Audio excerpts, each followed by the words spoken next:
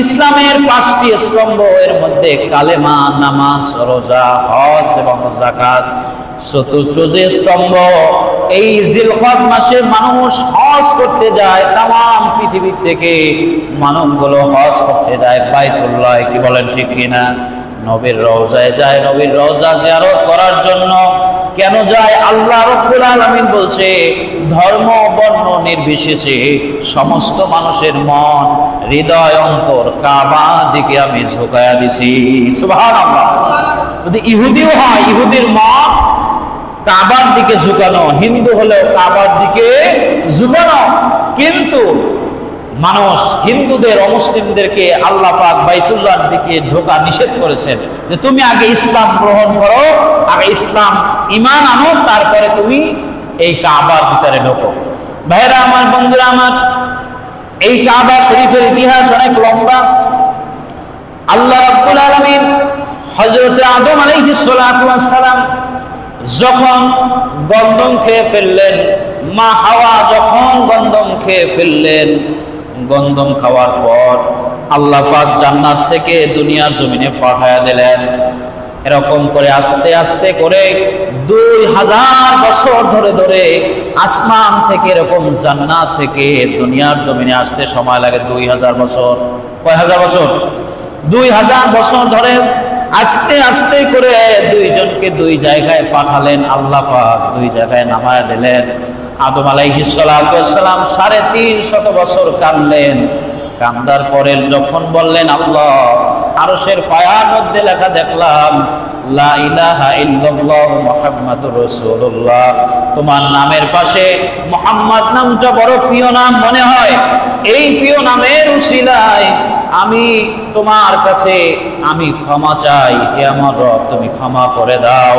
তখন আল্লাহ রাব্বুল আলামিন বললেন, হে আদম, তুমি এই নামটা আমার প্রিয় তুমি কেমন করে জানলে? বলেন সুবহানাল্লাহ। বললে তোমার নামের পাশে যেই নামটা থাকবে ওই নামটা তোমার প্রিয়, কারণ তুমিও প্রিয়, যাকে রাখছে তোমার পাশে সেও প্রিয়। তখন আদমকে আল্লাহ পাক ক্ষমা করে দিলেন। ক্ষমা করার পর হাওয়াকেও কাছে এনে দিলেন, দুইজনের মিলন ঘটালেন। বলেন সুবহানাল্লাহ। যখন দুইজন একসঙ্গে হয়ে গেল, তখন হযরতে আদম এবং হাওয়া আল্লাহর দরবারে দোয়া করলেন। আল্লাহ হাত তুলে দোয়া করলেন, আল্লাহ এই দুনিয়ার জমিনে আমাদের ইবাদত করার জন্য এরকম আমি যখন দেখলাম সবটা কাছে বাইতুল মামুর ফেরেশতাদের ঘর, এই ফেরেশতাদের ঘরের মতো আমাদেরকেও একটা ঘর বানায়া দেন, তাইলে আমরা ইবাদত করতে পারবো। বলেন সুবহানাল্লাহ। হযরত আদম এবং হাওয়ার দোয়া কবুল করলেন আল্লাহ পাক। দোয়া কবুল করার পর আল্লাহ সুবহানাহু ওয়া তাআলা পৃথিবীর জমিনে কাবা, এই আদম পাঠানোর আগে, মানুষ পাঠানোর আগে, মানুষ পাঠানোর 2000 বছর আগে আল্লাহ পাক কাবা শরীফ বানিয়েছেন। বলেন সুবহানাল্লাহ। দুনিয়া কি বানাইলেন? কাবা শরীফ বানাইলেন। কেমন করে? এই সারা পৃথিবী আল্লাহ সুবহানাহু ওয়া তাআলা এরকম পানি দিয়া বাসায় রাখলেন। কি করলেন? পানি দিয়া বাসায় রাখলেন। পানি ছিল শুধু পানি আর পানি। এই পানির ফেনায় ফেনায় ফেনায় ফেনায় আল্লাহ পাক মাটি বানালেন। কি বানালেন?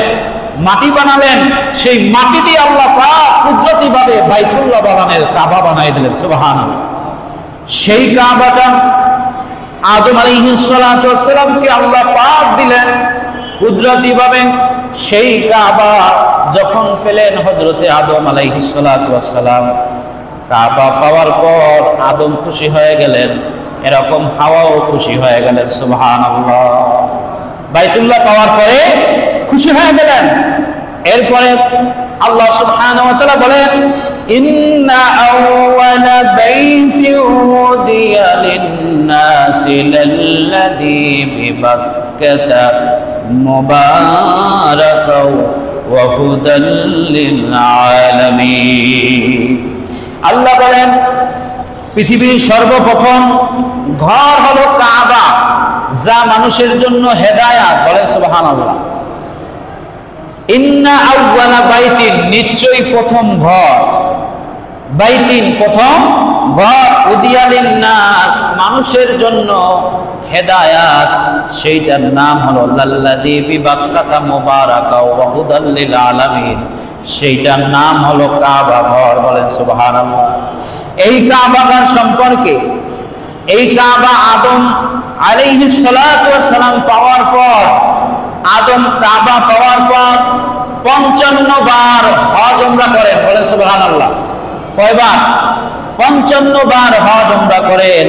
হযরতে আবু যর রাদিয়াল্লাহু তাআলা আনহু নবী সাল্লাল্লাহু আলাইহি ওয়াসাল্লামকে জিজ্ঞেস করলেন, ইয়া রাসূলুল্লাহ, ইয়া হাবিবাল্লাহ, হুজুর সর্বপ্রথম এই পৃথিবীর মধ্যে কোন মসজিদ, কোন ঘর? তখন বললেন, সর্বপ্রথম ঘর, সর্বপ্রথম মসজিদ হলো বাইতুল্লাহ। সুবহানাল্লাহ। সর্বপ্রথম ঘর কি? বাইতুল্লাহ। নবী বলছেন বাইতুল্লাহ হলো সর্বপ্রথম ঘর। এরপরে আবু যর বললেন, ইয়া রাসূলুল্লাহ, এরপরে কোনটা? তখন বললেন, এরপরে হলো বাইতুল আকসা, দ্বিতীয় মসজিদ হলো বাইতুল আকসা। আবু যর বললেন, ইয়া রাসূলুল্লাহ, বাইতুল্লাহ থেকে বাইতুল আকসা মুকদ্দাস, বাইতুল মুকদ্দাস ফিলিস্তিনের, এটা দূরত্ব কত দূর, ব্যবধান কত দূর তৈরি থেকে? তখন নবী বললেন 40 বছর। বলেন সুবহানাল্লাহ। কারণ নবীকে আল্লাহ পাক কোরআনের সব জ্ঞান দিয়ে দিয়েছে। বলেন সুবহানাল্লাহ।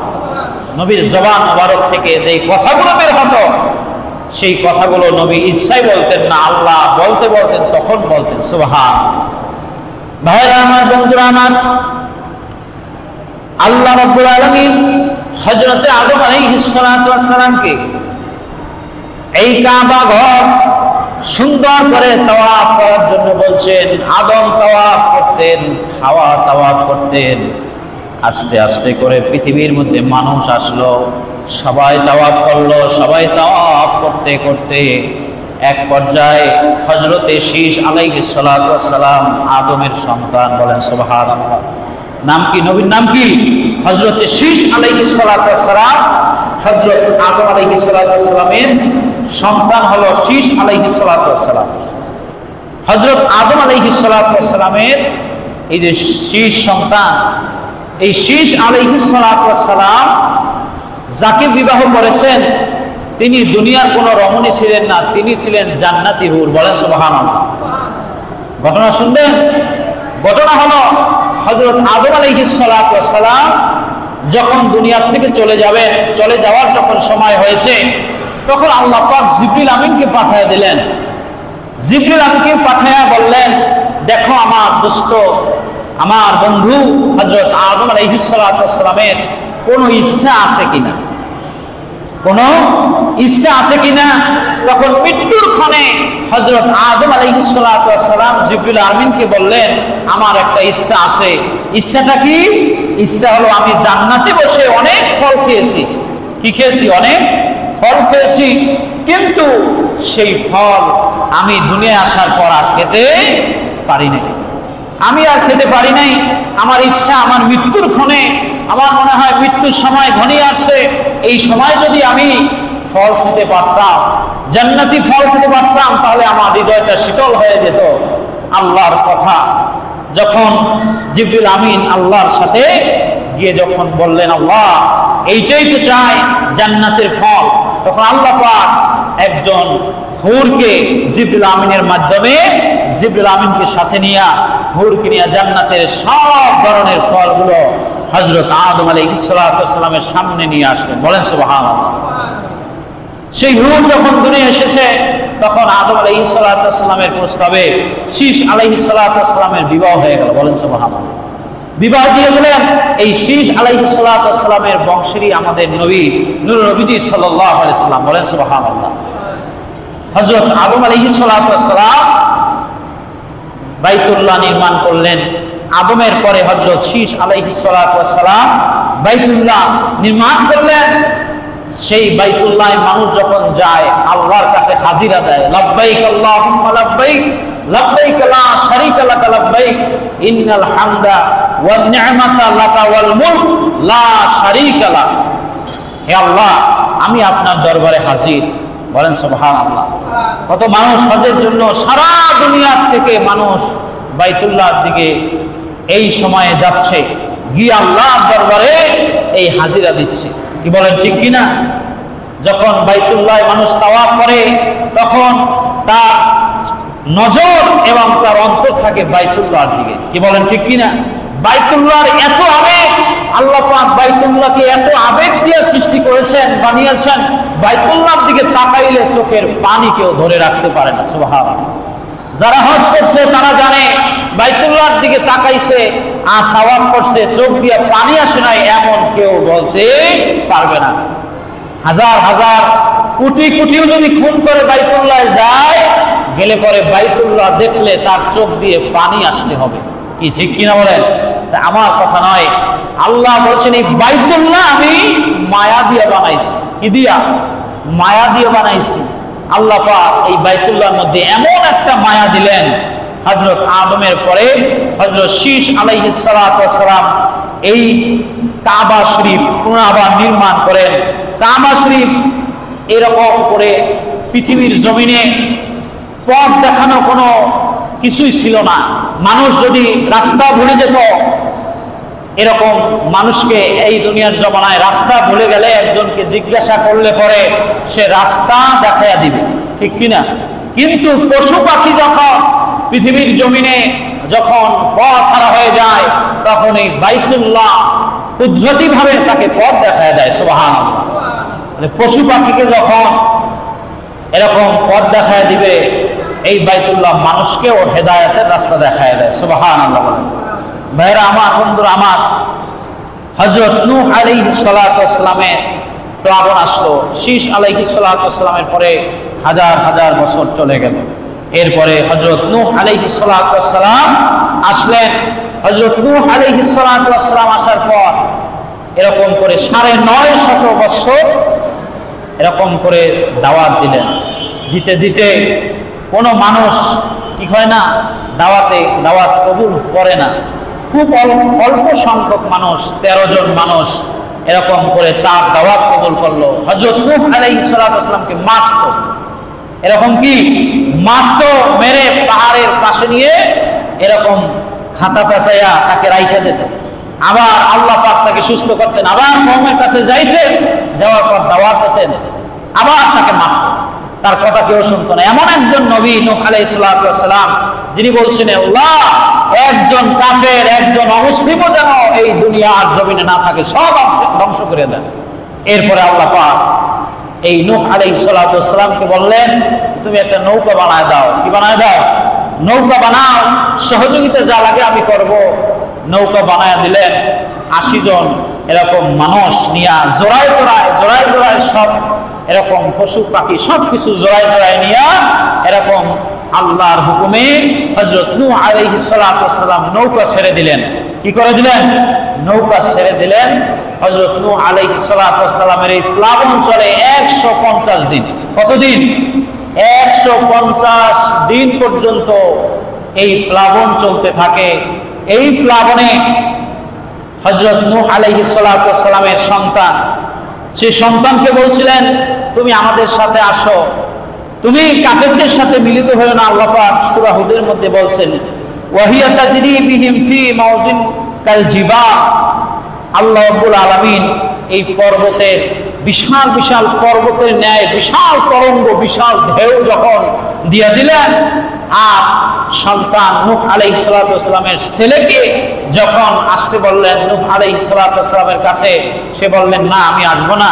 তখন বললে বিশাল তরঙ্গ যখন আসবে তখন তুমি রক্ষা আর পাবে না। তখন নূহ আলাইহিস সালাতু ওয়াস সালামের ছেলে বলল যে আমি কোনো গাছের অথবা কোনো পাহাড়ে আমি পাশে দাঁড়ায় থাকবো, অপোজিটে দাঁড়ায় থাকবো, তখন আর এই প্লাবন আমাকে পাবে না। ভাইরা আমার, বন্ধুরা আমার, বাবাজিরা আমার, নূহ আলাইহিস সালাতু ওয়াস সালাম বলছে তুমি কাফেরদের সাথে মিলিত হয় না, কিন্তু কেউই বাঁচতে পারে নাই, কেউই বাঁচতে পারে নাই হযরত নূহ আলাইহিস সালাতু ওয়াস সালাম ছেলে ব্যতীত। সম্মানিত হাজিরিন, হযরত নূহ আলাইহিস সালাতু ওয়াস সালামের প্লাবন ১৫০ দিন চলার পর পলিমাটিতে কাবা শরীফ ঢেকে যায়। পলিমাটিতে কাবা শরীফ ঢেকে যায়। ঢেকে যাওয়ার পরে পৃথিবীর সব কিছু যদি ধ্বংস হয়ে যায়, আমার আল্লাহ পাকের দ্বীন ইসলাম চলবে কি চলবে না? পৃথিবীতে প্লাবন হবে, বন্যা হবে, যা হবে, আল্লাহর যে নামাজ হুকুম, এই নামাজ হুকুম কি বাতিল হয়ে যাবে প্লাবনের কারণে? না, যাবে না। আল্লাহ পাক এরকম হযরত নূহ আলাইহিস সালাতু ওয়াস সালামের প্লাবনের পরে আবার এই বাইতুল্লাহ কাবা শরীফ আবার নির্মাণ করেন। বলেন সুবহানাল্লাহ। দুইজন নবী এই কাবা শরীফের, দুইজন নবী কাবা শরীফে আসতে পারে নাই, হজ করতে পারে নাই, উমরাও করতে পারে নাই। এর মধ্যে একজন নবী হলো হযরত সালেহ আলাইহিস সালাতু ওয়াস সালাম, আরেকজন নবী হলো হযরত হুদ আলাইহিস সালাতু ওয়াস সালাম। এই দুইজন নবী তারা কাবা শরীফ আসতে পারে নাই। কেন? তাদের উম্মতগুলো এত বর্বর ছিল, এত জাহেলিয়াত ছিল, এত ভাবে অত্যাচার করত, তাদেরকে সামাল দিয়ে কাবা শরীফে আসার সুযোগ পায় নাই। এই দুইজন নবী কাবা শরীফে আসতে পারে না। এছাড়া আল্লাহ পাক যত 1,24,000 পয়গম্বর দুনিয়ায় যা পাঠিয়েছেন সব নবীরা কাবা শরীফ আসছে, হজ করছে, উমরা করছে, তাওয়াফ করছে। বলেন সুবহানাল্লাহ।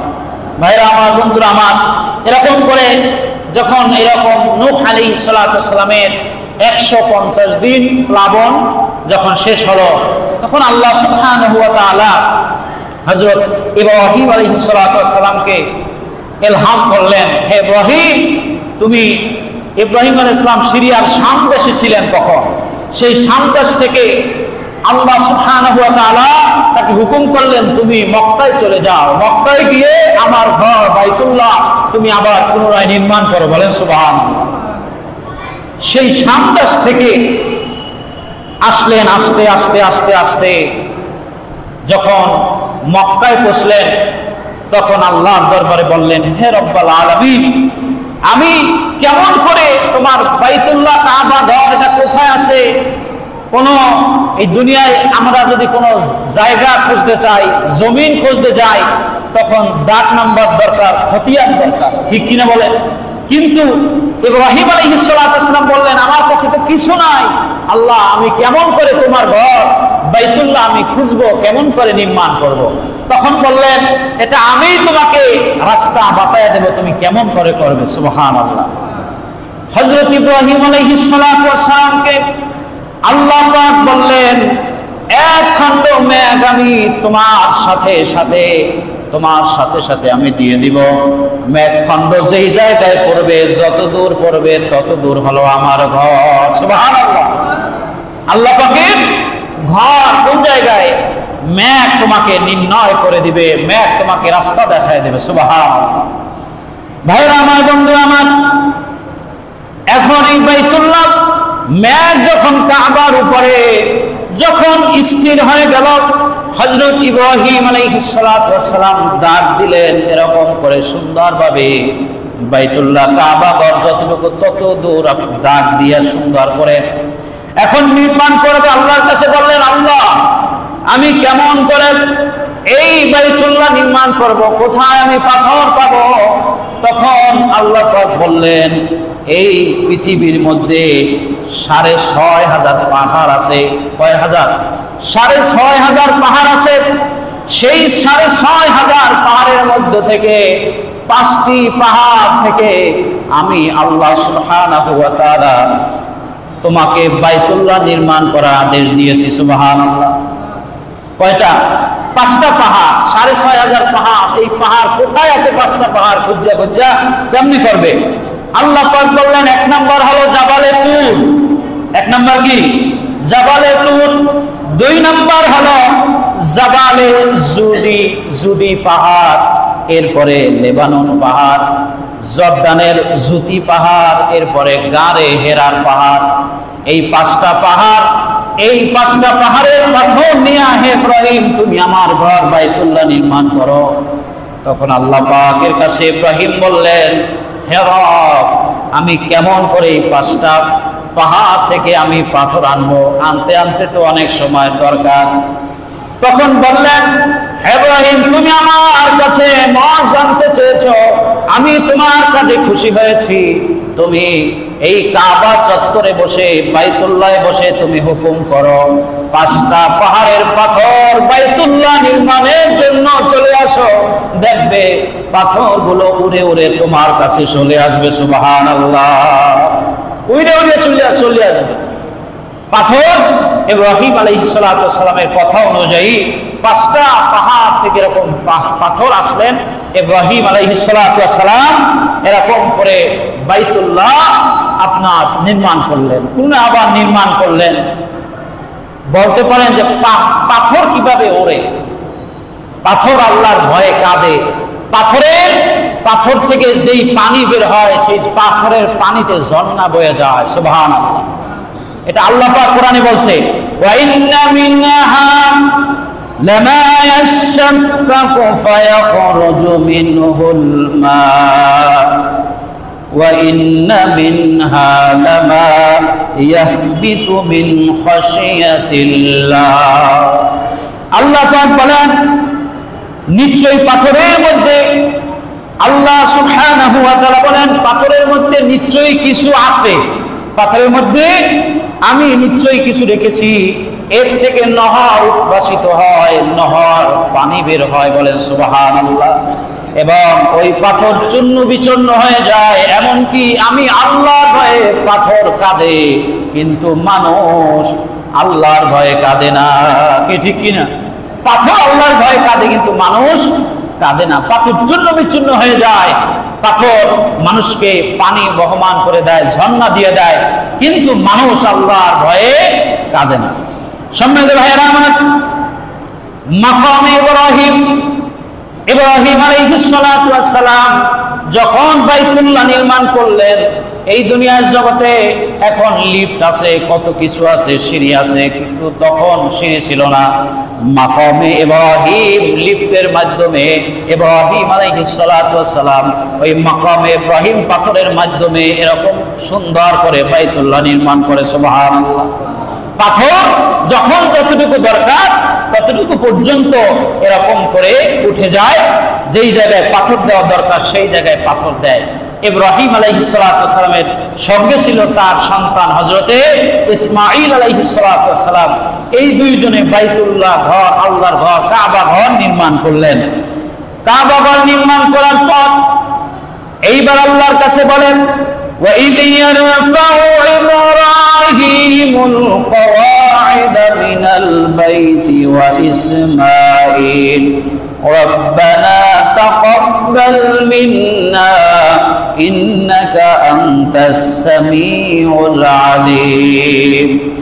আল্লাহ রাব্বুল আলামিন বলেন, ইব্রাহিম এবং ইসমাঈল এই দুইজনে বাইতুল্লাহ নির্মাণ করার পর আমার কাছে বললেন, হে রব, আমরা তো কোনোদিন কোনো ঘর বাড়ি নির্মাণ করি নাই, করতেও জানি না, তোমার ঘর আমি বানায়া দিলাম।